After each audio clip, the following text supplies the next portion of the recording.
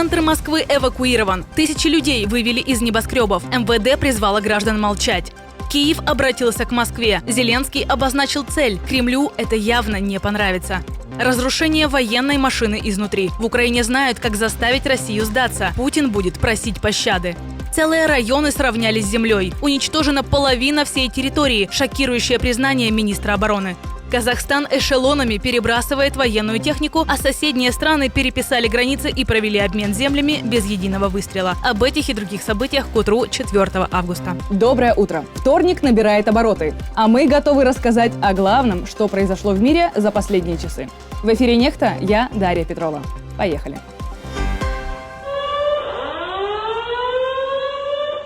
Эвакуация в самом центре российской столицы. В деловом квартале Москва-Сити разом вывели людей из всех башен. Отключили и лифты. Тысячи человек оказались на улице. Причиной, по заявлению МЧС, стало срабатывание пожарной сигнализации в одной из башен. Примечательно, что это уже второй такой случай всего за 3 дня. Москвичей, похоже, потихоньку приучают к новой реальности, когда посреди рабочего дня приходится спешно покидать небоскребы. Видимо, нервы столичных жителей готовят к последствиям той самой движухи. Публичное предложение Кремлю. Киев снова обращается к Москве. Выступая на совещании глав дипломатических ведомств, Владимир Зеленский в своей речи обозначил, пожалуй, главную цель на ближайшие месяцы – сделать все, чтобы война завершилась уже до зимы. Украина любым способом хочет заставить Кремль выбрать мир – дипломатией, санкциями и давлением партнеров. Украинский президент в который раз предложил Москве перемирие в воздухе, прекращение ударов по энергетике и заморозку конфликта по линии фронта. Он давно готов к переговорам лично с Владимиром Путиным. Но иллюзий Киев не питает. Мы четко разумеем, с кем. Мы четко понимаем, с кем имеем дело, и что Путин надеется затягивать эту войну и дальше. Он готовит у себя мобилизацию и новые удары. Мы видим истинные намерения России, объединяем партнеров и давим на агрессора. Зима еще далеко, но уже на этой неделе Зеленский соберет специальное заседание Совета национальной безопасности и обороны, чтобы оценить, готова ли страна. И если нет, нужно срочно решать, как противостоять холодам под массированными российскими атаками. Там же объявили о новых назначениях. Рустема Умерова поставили во главе службы внешней разведки. При этом свои усилия в переговорном процессе он продолжит. Игорь Клименко стал секретарем СНБО. Отдельно Зеленский призвал наводить мосты с Китаем, чтобы Пекин не ушел окончательно в объятия Москвы. И потрібно шукати диалог. Нужно искать диалог с Китаем, если не хочется, чтобы Китай полностью поддерживал россиян. Если он думает о будущем с Россией и не видит там других стран, все это нужно менять. Вой сирен, мигалки и десятки машин. По улицам Красноярска прокатился огромный кортеж. А следом произошло настоящее чудо. В городе резко сразу на 2 с лишним десятка рублей рухнули цены на бензин. Совпадение? Нет, в город приехал Путин. На заправках, где еще сутки назад бензин отпускали по талонам, вдруг появились и АИ-92, и АИ-95. Цены скакнули вниз, а очереди на АЗС растаяли на глазах. Кстати, ровно ту же бензиновую аномалию наблюдали в конце июля в Иркутске, тоже перед приездом Путина. А приехал хозяин Кремля на детский конкурс «Большая перемена». И, как обычно, на таких мероприятиях школьников заставили скандировать имя царя. А когда тот неуклюже отбил мяч, зал и вовсе взорвался аплодисментами. В тот момент, когда Москве снова предлагают перемирие, о чем говорит Путин? Конечно же, о победе. Победа – это когда ты преодолеваешь самого себя.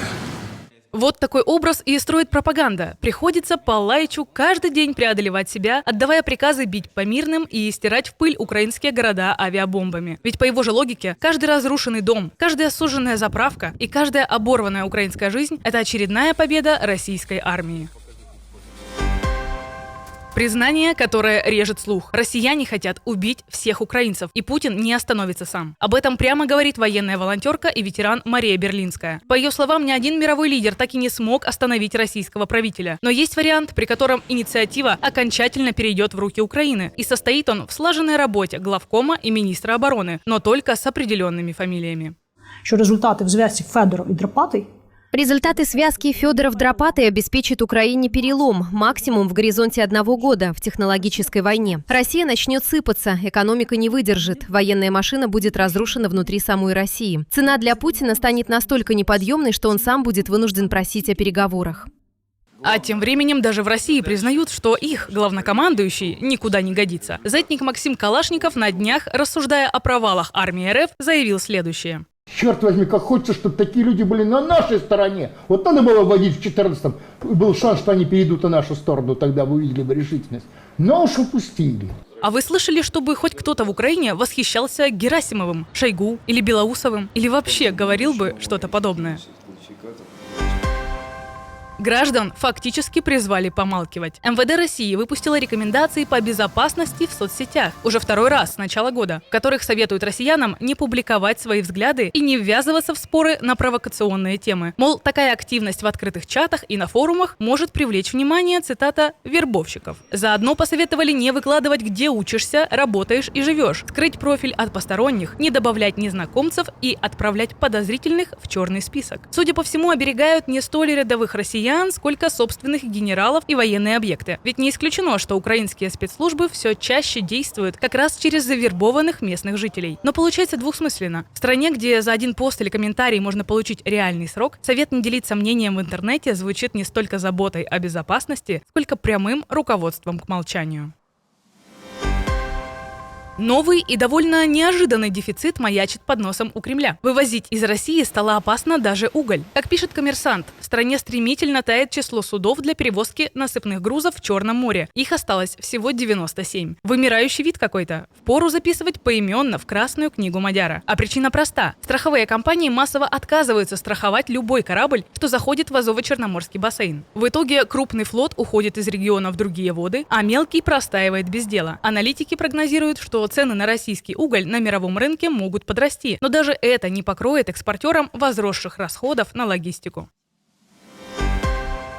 Произошел обмен территориями. Все официально, мирно и по договоренности. Узбекистан передал Кыргызстану 2 своих села – Чонгара и Таштобо. Взамен Ташкент получил от Бишкека равный по площади участок земли на границе. Обмен по итогам демаркации, то есть окончательного определения линии границы между двумя странами. В этих селах живут в основном этнические кыргызы – около 2500 человек. Теперь им предстоит получить гражданство Кыргызстана. А сам процесс – часть большой работы. Границу между собой две страны согласовали еще пару лет назад, и теперь спокойно доводят дело до конца. А ведь еще недавно эта же граница была одной из самых горячих в регионе. Приграничные споры не раз перерастали в настоящие бои с погибшими. Но стороны сумели сесть за стол и все решить по-человечески. Как оказывается, территориальные конфликты решаются просто, когда ты не ставишь за цель истребить все население соседней страны. Уничтожение половины территории. Жесткое признание от самого министра обороны. Исраэль Кац заявил, что израильские военные разрушили все в так называемой буферной зоне. Мы создали зону безопасности в Газе, охватывающую более 50% сектора. Все в этой зоне уничтожено. Такова наша политика. Там нет домов и нет угроз. По сути, это официальное подтверждение масштабов разрушений, о которых давно говорят и гуманитарные организации, и ООН. Слова о том, что нет угроз, потому что нет домов, уже вызвали резкую критику. Оппоненты Израиля видят в них признание того, что целые районы сравнялись с землей. В Израиле же настаивают, что это вынужденная мера безопасности в войне против Хамас, развязавшей нынешнюю войну нападением в октябре 2023 года. Без балаклав и применения силы. В Украине готовят новые, куда более строгие правила работы скандальных ТЦК. Верховная Рада взялась за законопроект, который должен сделать процесс мобилизации и прозрачным, и защитить людей от произвола. Что предлагают? Первое. Никаких балаклав. Сотрудники ТЦК должны работать с открытыми лицами. Второе. Сплошная видеофиксация. Бодикамеры включены с начала смены и до конца, а в служебных машинах камеры должны снимать весь салон. То есть каждый шаг при оповещении и проверке документов под запись. Плюс отправлять сотрудников на такие мероприятия можно будет только по официальному приказу руководителя ТЦК. А еще закон будет прямо запрещать то, на что чаще всего жаловались люди: применять силу, портить чужое имущество, угрожать расправой или избиением и уж тем более вымогать взятки. По сути, государство само ставит жесткие рамки, чтобы мобилизация шла по закону, а не по беспределу. Как думаете, получится реализовать или произвол на местах продолжится? эшелоны военной техники на дорогах Казахстана, переброска оружия и личного состава, боевая авиация над городами, оживление на полигонах по всей стране. Минобороны республики заранее предупредила жителей. Грядут масштабные командно-штабные учения с говорящим названием «Батыл-Тайтарыс-2026», что переводится как «решительный отпор». Военные отработают маневры и взаимодействие всех родов войск разом – на суше, в воздухе, на море и даже в киберпространстве. А войска будут перебрасывать всеми способами – железнодорожными эшелонами, автоколоннами по обычным дорогам и с помощью боевой авиации. Именно поэтому власти заранее обратились к людям. Увидев передвижение войск и технику на дорогах, сохранять спокойствие, ориентироваться только на официальную информацию и не разгонять непроверенные слухи. Операция, которую никто и никогда не делал. В марте сотрудники сафари-зоопарка Сан-Диего заметили, горилла весом 140 килограммов неохотно открывает пасть, плохо ест, держится за голову и щурится. Томография показала мастоидит – инфекцию крупной кости за ухом. Она бывает и у людей. Врачи собрали команду хирургов буквально за считанные дни. Инфекция могла дойти до мозга и убить животное. Операция длилась почти 5 часов.